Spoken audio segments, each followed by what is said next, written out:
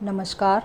आज के व्याख्यान में हम तृतीय वर्ष कला के द्वितीय प्रश्न पत्र निबंध और भाषा के अंतर्गत कुछ प्रमुख और महत्वपूर्ण बोलियों जैसे हरियाणवी, कन्नौजी, बघेली, छत्तीसगढ़ी, बिहारी, राजस्थानी आदि बोलियों का संक्षिप्त अध्ययन करेंगे। सामान्यतः कोई बोली तभी तक बोली रहती है जब तक कि उसमें साहित्य का सृजन पर्याप्त मात्रा में ना हो और उसे धर्म या राजनीति के कारण महत्व प्राप्त ना हो। साहित्य, धर्म या राजनीति में महत्व पाकर बोली भाषा का स्थान प्राप्त कर लेती है। जैसे अवधी और ब्रज कभी बोली थी, लेकिन साहित्य सृजन की अधिकता के कारण वे दोनों भाषा के रूप में प्रतिष्ठित हो गई। अब प्रमुख हरियाणवी बोली का संक्षिप्त परिचय।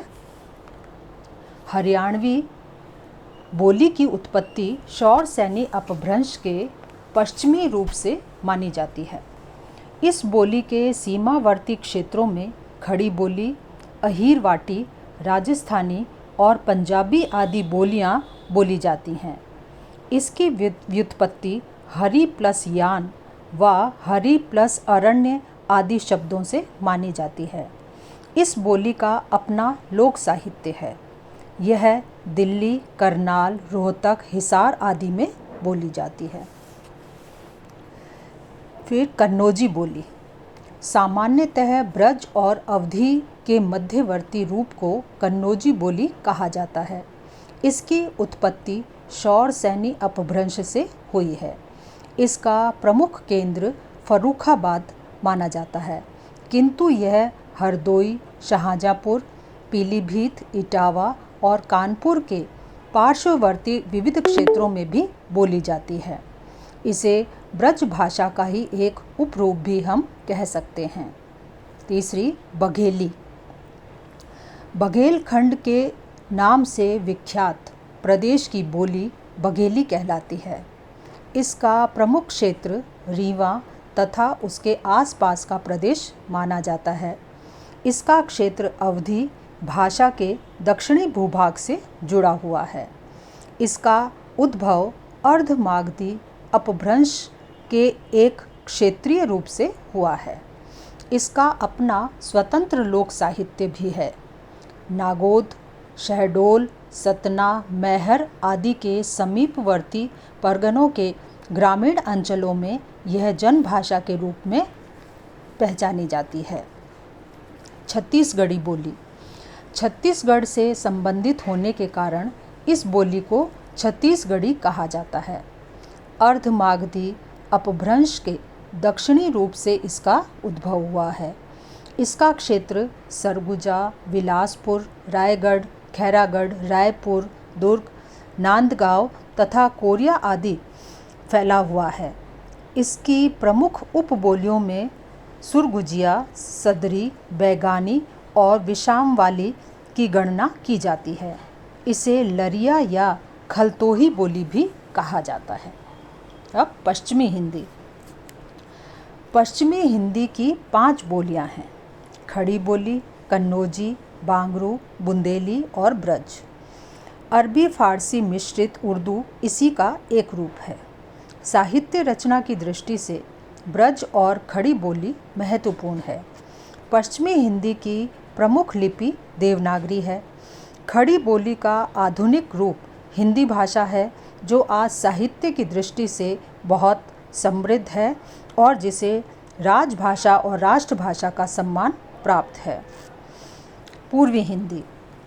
यह मध्य देश के पूर्वी क्षेत्र की भाषा है। इसका विकास अर्धमागधी अपभ्रंश से हुआ है। इसकी 3 बोलियां हैं: अवधी, बघेली और छत्तीसगढ़ी।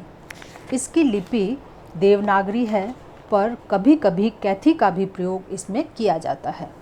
साहित्य रचना की दृष्टि से अवधी का सर्वाधिक महत्व है। राजस्थानी भाषा। राजस्थान की भाषा है। इसकी लिपि नागरी तथा महाजनी है। इसका उद्भव शौर सैनी प्राकृत के नागर अपभ्रंश के पूर्वोत्तर रूप से हुआ है। राजस्थानी की 4 बोलियां हैं। पहली मेवाती, जो अहीरवाटी, अलवर तथा गुड़गांव की बोली है। दूसरी मालवी, मालवा प्रदेश की, इंदौर इसका केंद्र है। तीसरी जयपुरी, हाड़ौती, जयपुर, कोटा, बूंदी की यह भाषा मानी जाती है। और चौथा मारवाड़ी, जो मेवाड़ी, उदयपुर, जोधपुर, बीकानेर, जैसलमेर में बोली जाती है। फिर बिहारी, बिहारी बिहार की भाषा है। यह मागधी अपभ्रंश से विकसित हुई है। इसकी भी 3 बोलियां हैं। पहला मैथिली, जो गंगा के उत्तर में दरभंगा के आसपास मैथिली क्षेत्र है, वहाँ बोली जाती है। दूसरा मगही, ये पटना और गया की बोली है। और तीसरा भोजपुरी, जो गोरखपुर, बनारस, शाहबाद, चंपारण की बोली मानी जाती है। बिहारी की 3 लिपियां हैं। पहली देवनागरी, दूसरा मैथिली और तीसरी महाजनी। अब हिंदी भाषा।